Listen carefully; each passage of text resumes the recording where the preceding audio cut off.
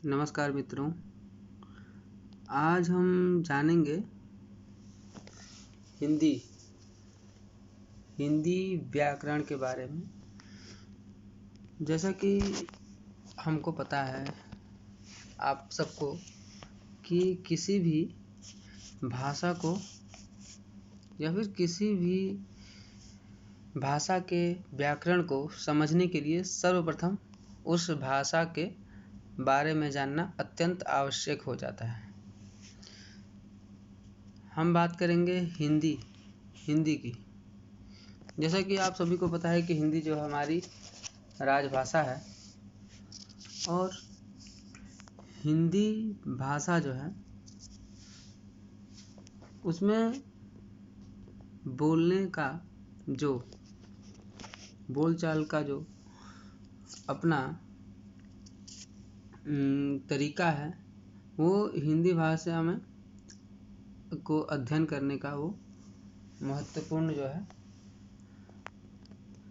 प्रभाव पड़ता है। देखिए, इसी प्रकार हिंदी भाषा की जो लिपि है वो देवनागरी लिपि है और जो वर्णमाला है वो आपका 52 है। ठीक है, जिसमें से 11 स्वर हैं और 33 व्यंजन और 1 अनुस्वार और 1 विसर्ग सम्मिलित है। ठीक है, और इसके अतिरिक्त हिंदी वर्णमाला में 2 द्विगुण व्यंजन हैं। ठीक है, ड़ और ढ तथा 4 संयुक्त व्यंजन हैं जिसमें त्र, श, त्र, ज्ञ और री। ठीक, इसी प्रकार हिंदी भाषा में कुल 12 स्वर हैं जो मूल रूप से आपके हैं। और भाषा की जो सबसे छोटी इकाई होती है मित्रों उसे हम अक्षर कहते हैं। वर्णों के उच्चारण समूह को वर्णमाला कहते हैं। जिस शब्द को झटके में बोला जाता हो, ठीक है, झटके मतलब कि जिस शब्द को बोलने में, जिस भी अक्षर को बोलने में कम समय लगता हो, तीव्रता से जो आवाज आती हो, जिस प्रकार जैसे अ, इ, उ, री, तो ये जो है ये आपका ह्रस्व में आएगा और स्वर में, और एक होता है दीर्घ। तो दीर्घ स्वर में आपका आएगा जो कि जिसको बोलने में थोड़ा वक्त लगे, जिस प्रकार आ, ई, उ, ए, ओ, औ। ये जो स्वर हैं वो आपका दीर्घ होगा।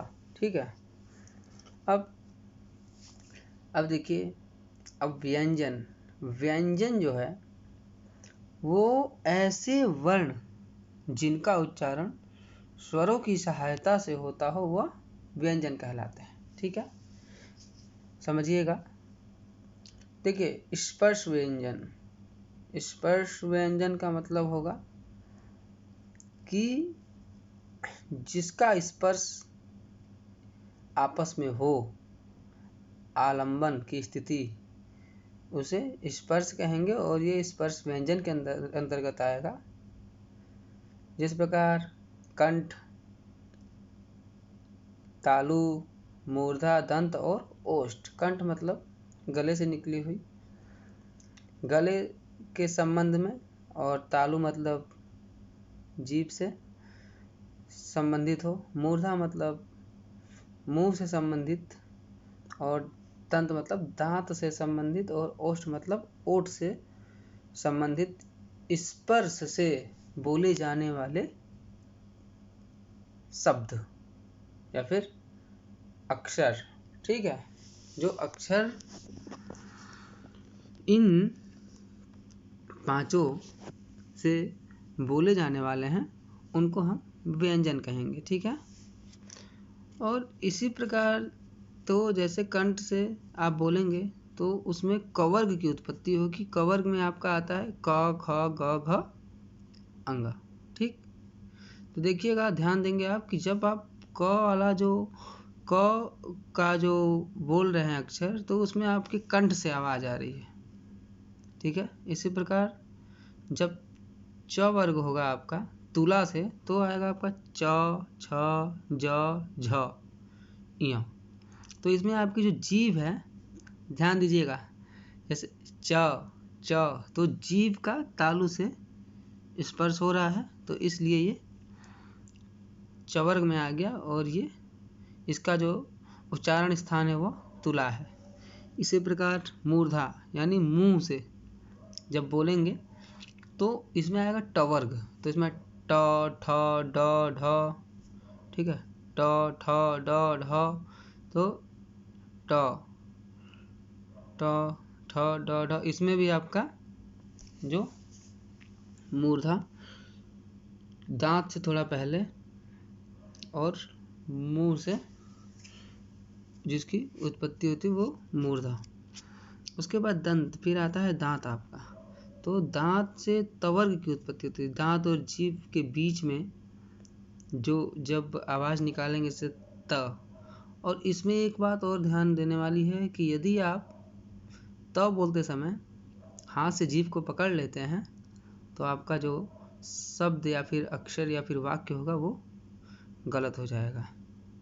तो तवर्ग में आपका आएगा त थ द ध न। दांत का जो जीभ से टकराव है उसी के कारण वही है दंत। अब आते हैं हम ओष्ठ। ओष्ठ में आपका आएगा प वर्ग। तो जब प फ ब भ म ये जब वाक्य आएगा तो दोनों जो ओष्ठ हैं, ऊपर अधर और ओष्ठ का स्पर्श आपस में जब होगा, ओठ का दोनों ऊपर नीचे दोनों ओठ का, तो फिर दोनों तरफ से जब हाँ, तो आलंबन की स्थिति में आपका पवर्ग बनेगा। ठीक है। तो इसी प्रकार है अंतः स्थान है, अंतस्थ व्यंजन, जो इनका उच्चारण जीभ, तुला, दंत और ओष्ठ को सबको मिलाकर, ठीक है, सबको मिलाकर और सबका आपस में परस्पर सटाने से होता है। जैसे य, र, ल, व। ठीक है। इन चार अक्षरों का जो हम कहते हैं वह अंतस्थ व्यंजन में अंतर्गत के आएगा। इसी प्रकार है ऊष्म व्यंजन।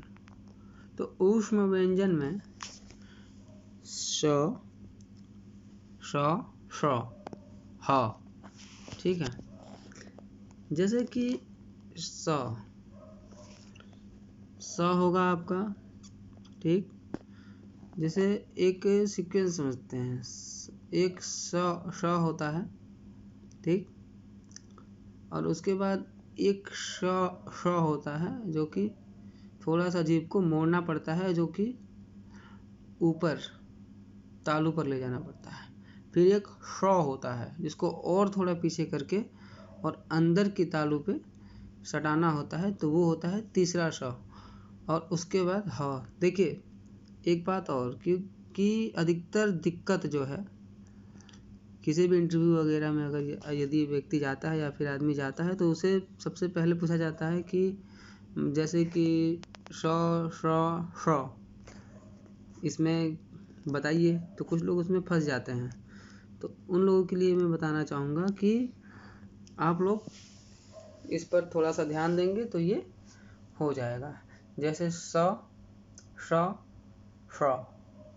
जैसे ये जीभ अगर सीधी है तो स, फिर थोड़ा ऊपर हुई तो श, फिर थोड़ा और ऊपर हुई तो श। ठीक। इस प्रकार कर सकते हैं। तो ये ऊष्म व्यंजन के अंतर्गत ये आता है, और ह भी, ठीक है। उष्ण मतलब जिसको बोलने में ऊष्मा या फिर अंदर से उष्मीयता, मतलब कि गर्म हवाएं बाहर आ रही हों, तो ये उष्ण व्यंजन के अंदर आएगा, अंतर्गत आएगा। इसी प्रकार संयुक्त व्यंजन है। संयुक्त व्यंजन मतलब होता है किसी दो शब्द को मिलाकर एक शब्द का बनना, जैसे क्ष, त्र, ज्ञ, ऋ। तो देखिए क्ष में क्या है, क्ष में आपका है क और ठ, ठीक है। इसके बाद त्र में है त और र, इसके बाद आपका ज्ञ में है ज और य, और इसके बाद आपका ऋ में है, श्री में है श और र। और द्विगुण व्यंजन के अंतर्गत मैंने आपको बताया ळ और ढ, ठीक। इसे उत्क्षिप्त व्यंजन भी कहते हैं। और अनुस्वार, अनुस्वार जिस पे ऊपर बिंदी लगी हो, और विसर्ग कह, आह, आह जो संज्ञा है वो विसर्ग के अंतर्गत आएगी। देखिए, और हिंदी में जो व्याकरण का जो मुख्य अंग है, ठीक है, और भाषा के 4 प्रमुख अंग हैं, ठीक है। हिंदी व्याकरण में भाषा के 4 प्रमुख अंग को बताया गया है। इसलिए व्याकरण के प्रमुखतः 4 विभाग भी हैं, जिसमें वर्ण विचार, शब्द विचार, पद विचार और वाक्य विचार हैं। भाषा की उस छोटी ध्वनि को वर्ण कहते हैं। अब पूछेंगे आपकी ध्वनि का मतलब क्या है, तो ध्वनि का मतलब इकाई का मतलब कि जैसे कि किसी चीज का जो इकाई है या फिर उसकी जो वस्तुएं हैं जिसके टुकड़े नहीं किए जा सकते। इकाई मतलब आप लोगों ने पढ़ा होगा साइंस में, अणु, परमाणु, ठीक। इसी प्रकार इकाई है जिसके टुकड़े नहीं किए जाते, वो एकदम सूक्ष्म, जो एकदम सूक्ष्म है वही इकाई है। जैसे आ, बा, मा, का, ल, प आदि। अब कोई अक्षर है, उसको तोड़ नहीं सकते हैं। जैसे क है तो क से क का तो कुछ वो होगा नहीं, क की कोई इकाई और है नहीं, तो क ही होगा वहाँ पे। इस प्रकार इसमें वर्णमाला, वर्णों के भेद, उसके उच्चारण, प्रयोग तथा संधि पर विचार किया गया है, ठीक है। वर्ण विचार में आपका वर्णमाला और वर्णों के भेद, जो कि मैंने आपको बताया, और उसका उच्चारण स्थान क्या है, और प्रयोग और संधि पर विचार किया गया है, ठीक है। इसी प्रकार आपका आता है शब्द विचार। तो शब्द विचार क्या है, हम समझने की कोशिश करेंगे संक्षेप में। वर्णों के उस मेल को शब्द कहते हैं, ठीक है, जिसका कुछ अर्थ होता है। यानी कि वर्णों का वो मेल, यानी कि जो वर्ण सकारात्मक हो और उसका मेल हो, उसको शब्द कहते हैं, ठीक है। और जिसका कुछ अर्थ होता हो, ऐसा नहीं कि कुछ भी हो जाए, ऐसे नहीं, उसका कोई ना कोई अर्थ स्पष्ट होना चाहिए। जैसे कलम, राकेश, भोजन, पानी, किसी नगर का नाम हो गया कानपुर इत्यादि। ये सारी चीज़ें जो हैं वो हैं शब्द। मतलब कि जो शब्द अर्थ को लाता हो, ठीक है, जिससे अर्थ उत्पत्ति होती हो, वो सकारात्मक शब्द कहलाता है, ठीक है। इसके अंतर्गत आपका आ जाएगा शब्द रचना, यानी कि शब्द को कैसे किया जाए, शब्द रचना, ठीक है। उसके बाद उनके भेद, शब्द रचना के भेद, और शब्द संपदा तथा उसके प्रयोग, ठीक है, आदि पर विचार किया जाता है, ठीक है।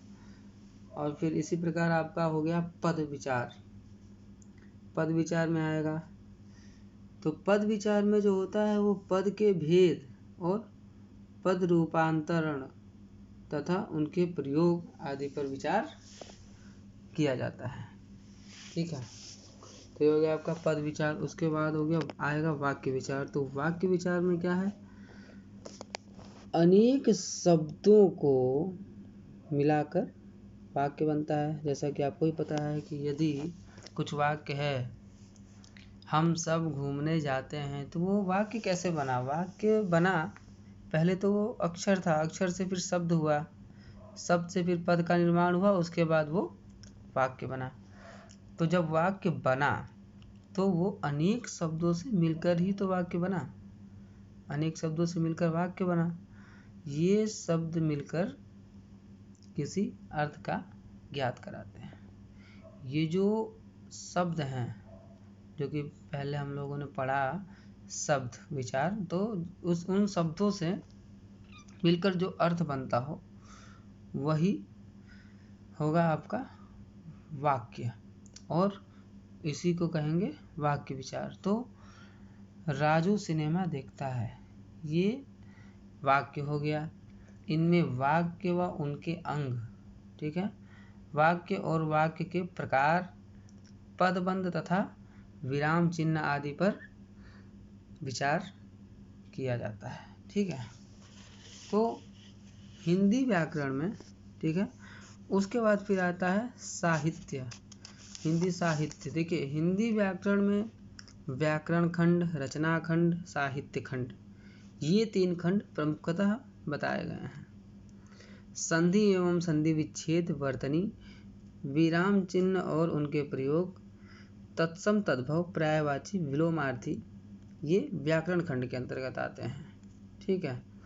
उसके बाद आपका आता है रचना खंड। तो रचना खंड में आता है तार लेखन, डायरी लेखन, विज्ञापन, पत्र लेखन, निबंध लेखन। ठीक है। उसके बाद फिर आता है आपका साहित्य खंड। तो साहित्य खंड में आता है कहानी लेखन, मौखिक अभिव्यक्ति, अलंकार, छंद, रस, ये जो आपका है वो साहित्य खंड में है। तो आज हमने चर्चा की भाषा के बारे में। देखिए, किसी भी भाषा को बोलने या जानने या समझने के लिए सबसे पहले उसको बोध करना आवश्यक होता है।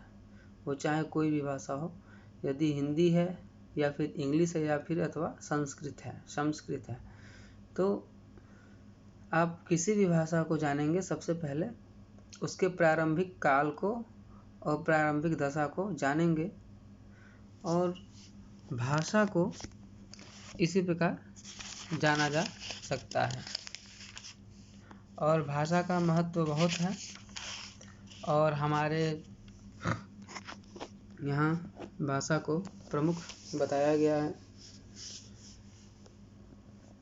हिंदी व्याकरण में आज हम लोगों ने ये समझा और जाना, और भी आगे की कुछ हम करेंगे, जैसा होगा वैसा सूचित किया जाएगा। वीडियो देखने के लिए बहुत बहुत धन्यवाद। जय हिंद, जय भारत।